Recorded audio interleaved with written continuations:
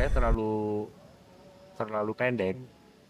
Saya pengen punya cabang yang banyak dan ngejar menjadi bisnismen yang bisa bersaing secara nasional bahkan internasional. Visi misi Ergana Seru itu jadi public space, jadi venue yang kalau lo kesini itu lo lupa sama aktivitas digital. Sadar gak sih, belakangan itu di Serang panas banget. Rasanya itu kita pengen ke tempat yang adem, sejuk, tapi masih bisa buat ngopi. Nah, buat ke tempat tersebut tuh kita harus jauh-jauh ke puncak. Ternyata di Serang, tepatnya di Sepang Tatakan, ada tempat yang hidden, namanya itu Ergana Seru.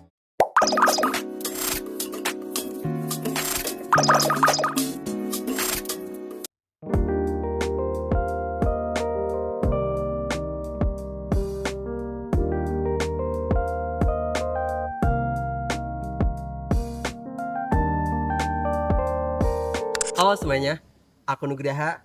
Welcome to Owner Talk, tempat kita ngobrol santai dan jujur bareng para owner bisnis. Nah, sekarang tuh kita punya kesempatan untuk ngobrol bareng CEO dari Ergana Seru. Ya, Halo halo, Bang. halo, halo.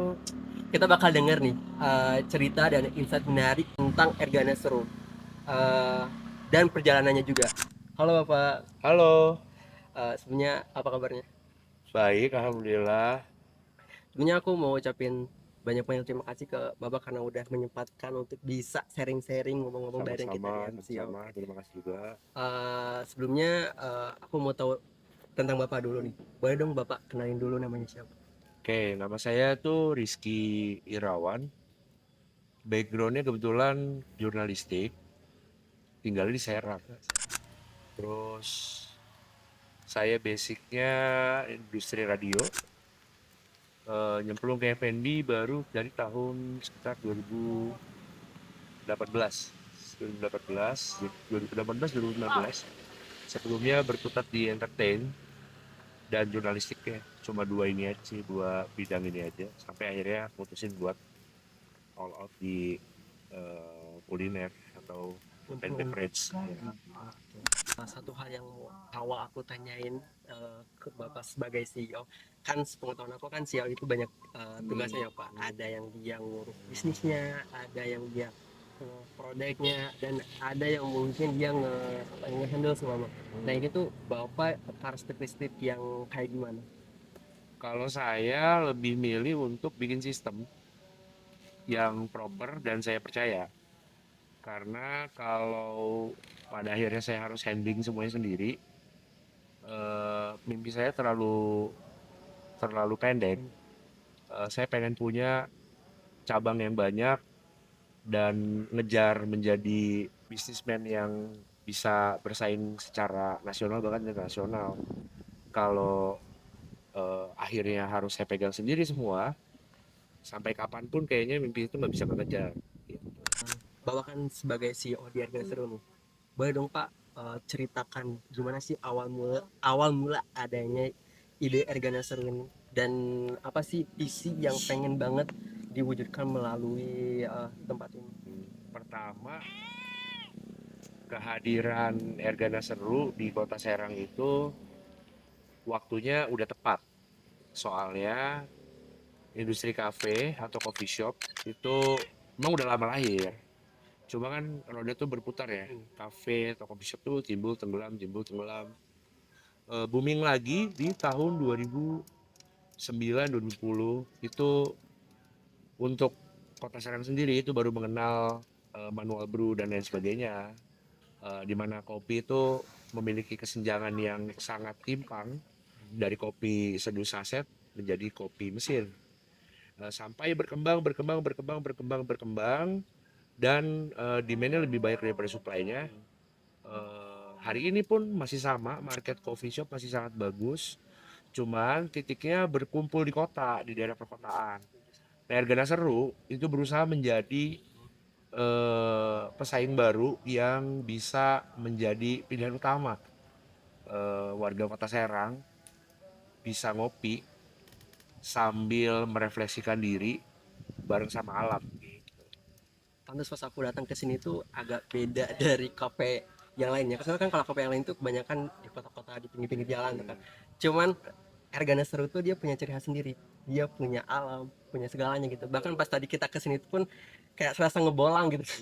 Hmm. Nah, dan sempat juga tadi keliling-keliling di Ergana Seru melihat fasilitasnya itu apa ya?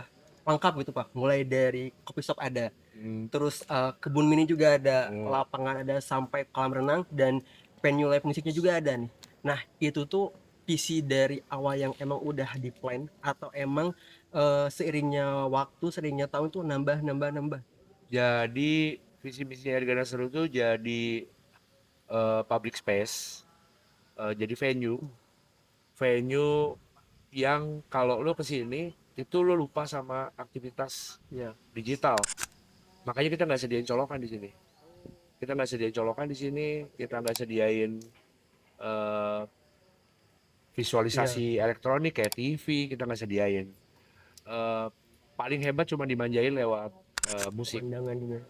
musik dan pemandangan supaya eh, customer yang kesini tuh bisa istirahat pikirannya, tapi tetap bisa beraktivitas, ngobrol, main gitu. Untuk mainnya sendiri kita baru ada kolam renang, baru ada garden space, sama live musik. Live musik itu ada DJ sama akustik. Untuk next, kayaknya di bulan Agustus atau September, kita mau ngadain paintball sama panahan yang emang selama ini bisa dijangkau di luar kota jauh. Dan kita mau deketin ke daerah kota Serang dan marketnya emang ada gitu. Oke, berarti cukup tangkapnya sih Ergana itu gak cuma soal kopi shop, tapi dia tuh ingin memberikan apa ya, nilai kenyamanan gitu ya, bagi Bener. orang-orang yang dia itu udah lelah gitu dengan aktivitas-aktivitas itu. Mm. Oke, dan sebenarnya aku juga sempat pernah apa ya, scrolling tentang Ergana Seru gitu, dan ngelihat komentar-komentarnya juga banyak yang bilang apa ya, banyak yang nge-statement gitu bahwa Ergana Seru itu alternatif puncak tanpa macet. Nah, pas Bapak tahu adanya statement kayak gitu, nah rasanya gimana? Dan itu tuh lebih ke keberhasilan branding dari Ergana Seru ini itu tersendiri, atau emang dari awal udah diniatkan pengen di branding seperti itu? Awalnya jujur nggak awalnya karena jualan venue, jualan coffee shop eh, yang laku pemandangannya tuh agak something. Iya. Kita pengennya yang nempel di kepala kan top of mind-nya tetap produk. Iya. Tapi bukan berarti hal itu jadi kendala buat kita. Eh, segera kita langsung berubah tagline menjadi Ergana, eh, tempat paling healing. Yang tadinya Ergana Seru, venue space paling Iya. sejuk, kita berubah jadi tempat paling healing karena pada akhirnya kebutuhan orang Serang kesini buat healing. Iya. Healing apalagi situasi ekonomi sekarang lagi begini ya, lagi fluktuatif, lagi dinamis. Eh, Buat yang mikir dua kali buat keluar kota spending money, kesini tuh bisa jadi pilihan utama, bukan alternatif lagi.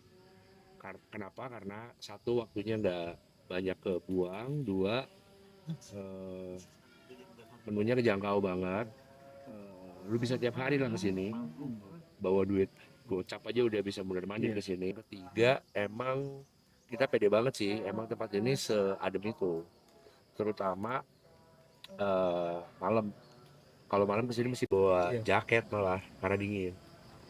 Kebetulan kan aku juga bukan asli orang Serang ya, Bener. asli dari Bandung, dan semenjak pertama kali ngerantau ke Serang tuh ngerasain Serang tuh hirup pikuk truk gede itu ya, Eh, karena deket dengan kota industri gitu. ya, Dan pas nemu Ergana Seru Parknya itu kayak tempat asal apa gitu bang, jadi kayak serasa balik kampung gitu rasanya tuh. balik kampung. Bener. Nah, ngomongin soal desain yang matang kayak gini tuh pasti ada satu sisi bisnis yang gak kalah menarik dari Ergana Seru ini sendiri. Nah, ini tuh kan Ergana Seru tuh terletak di Serang, di Sepang Tekakan ya. Sepang atau Sepang sih? Sepak. Sepang ya. Oke, Sepang. Dan seperti yang tadi Bapak sampaikan, itu kan agak tempatnya tuh agak jauh dari perkotaannya. Berarti agak hidden gem gitu kan. Nah, itu tuh emang desainnya itu emang sengaja di sini atau emang karena faktor lahan? Terus kira-kira strategi awalnya itu gimana sih biar orang-orang tuh tahu gitu dan dia itu apa ya, pengen effort buat datang ke sini? Oke, yang pertama kita ambil lahan ini udah pemetaan dulu, sudah pemetaan dulu, dan tempat ini memang tricky ya, dibilang tersembunyi ada di kota, tapi dibilang ada di kota jauh. Jauh dari kota. Oke, maka memang dari awal segmen market yang kita tentuin itu bukan warga kota, Mm-mm. tapi warga Iya, sini. udah sini. Which is hasil pemetaan kita kurang lebih di sini ada 15 perumahan dan akan terus tumbuh, lahannya. Di tahun depan aja bisa berdiri lagi 5 perumahan lagi, dan mereka butuh asupan kopi yang dekat dari jangkauan mereka. Lantas kenapa kemudian eh, orang-orang luar pada datang? Hmm. Kami menganggap dan berusaha positif, mengapresiasi customer kami yang dari luar kota buat kesini karena penasaran. Awalnya kita tekenin emang buat mengcover kebutuhan warga yang ada di sini. Perumahan ya, ada perumahan subsidi, ada perumahan komersil, ada pemukiman penduduk. Eh, Warga perkotaan juga tentu kita tarik ke sini. Cuman persentasenya emang kita kurangi gitu. Sebenarnya jarang banget gitu ada tempat kayak gini di apa ya, di permukiman gitu. Misalnya kalau tempat kayak gini kan di kota-kota, cuman harga seru tuh pengen beda sendiri. Nah, dan dilihat barusan juga dari apa ya, dari media sosialnya Ergana Seru gitu, ngelihat kalau Ergana Seru tuh ternyata buka sampai jam 12 malam. Nah, Nah, itu kan kalau di F&B itu kan termasuk jam operasional yang lumayan panjang. Nah, apa sih yang bikin Ergana Seru tuh yakin gitu kalau ini tuh justru bakal jadi nilai jual, dan gimana sih caranya biar tetap surprises tetap oke gitu sampai tengah malam? kalau dari sisi manpower, kita berlakuin shift. Kemudian pegawai di sini itu wajib berpengalaman minimal 3 tahun. Oh, Oke. Jadi tim yang kita hire emang bener-bener orang-orang profesional, dan teman-teman yang masih kuliah part time itu teman-teman kampus mahasiswa kalau kita. Nah, harapannya adalah yang berpengalaman ini bisa menularkan ilmunya secara singkat kepada eh, teman-teman part time. Kenapa saya pilih mahasiswa? Semangatnya, spiritnya gitu yang kita butuh. Satu, yang kedua, eh, kita pengen kasih peluang buat generasi pelajar ini buat berkarya juga di industri kopi. Mudah-mudahan setelah kuliah pada bisa ke usaha, punya pengalaman gitu ya. punya pengalaman. Nah, kalau dari sisi stok kita kebetulan memang mempackage makanan kita sedemikian rupa supaya kitchen itu kalau udah open nggak perlu masak gitu. Kita di Ergana Seru tuh nggak ada masak manual, semua serba praktis. Tapi kita nggak beli frozen, kita produksi, iya, dan itu kita amanin stoknya dalam bentuk frozen gitu. Makanya mau sip berapapun, siapapun yang masak, rasanya tetap sama, oke, performa pelayanan bagus. Kira ada gak sih Pak tantangan terberat yang oleh Bapak apa ya, rasakan selama ini gitu setelah aku jadi CEO di Ergana Seru, dan dari tantangan tersebut tuh ada gak sih pelajaran yang paling nempel buat Bapak? Iya, udah pasti ada. Yang pertama, eh, saya pede banget waktu itu kalau tempat jadi bisa buka cuma dari pagi sampai sore. Sore. Ternyata memang permintaan pasar membuktikan coffee shop tuh tetap lebih hidup di malam. Dia saya berpikir kayaknya yang konsentrasi di pagi belum terlalu banyak. Yang buka banyak, tapi yang benar-benar concern di pagi sama sore doang belum ada. Coba kita terkendala dengan cuaca kalau lagi mendung. Kalau lagi mendung tuh pengap ya. Kalau sinar matahari sih di sini kan banyak pohon, Ya, bener. nggak ngaruh, nggak terlalu ngaruh. Tapi kalau cuaca yang lagi mendung, panasnya tuh emang nggak bisa ketolong. Oke. Nah itu cuma bisa ketolong ketika mataharinya udah gak ada.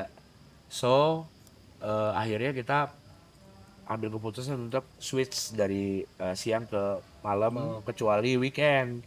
Antusiasme customer di weekend masih sangat oke. Itu di Sabtu sama Minggu tuh kita buka jam 7 pagi sampai jam 12 malam. Kalau hari weekday itu kita buka jam 2 siang sampai jam 12 malam.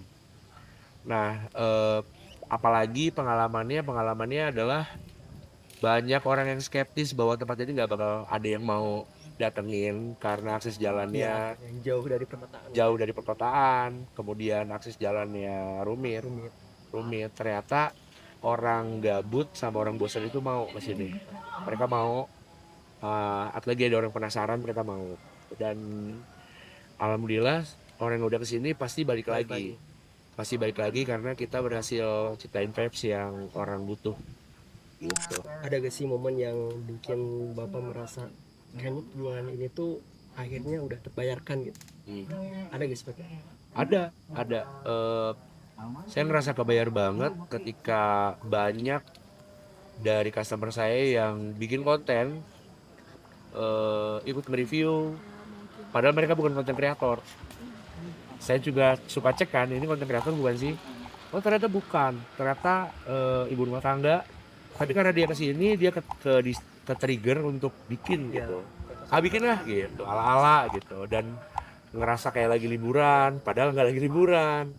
Ya itu sih yang ngerasa saya goal pointnya dapet gitu. Karena emang yang kita pengen pada akhirnya adalah menjadi tempat paling healing di Kota Serang. Dari yang udah Bapak sampaikan, aku jadi tahu gitu kalau untuk membangun tempat seperti Ergana Suro ini tuh ternyata butuh visi dan rencana yang harus benar-benar dimatangkan gitu. Nah, biar obrolan kita tuh makin enak, makin santai, makin nyaman nih Pak. Dan Bapak juga sebagai CEO, aku di sini mengajak game sama.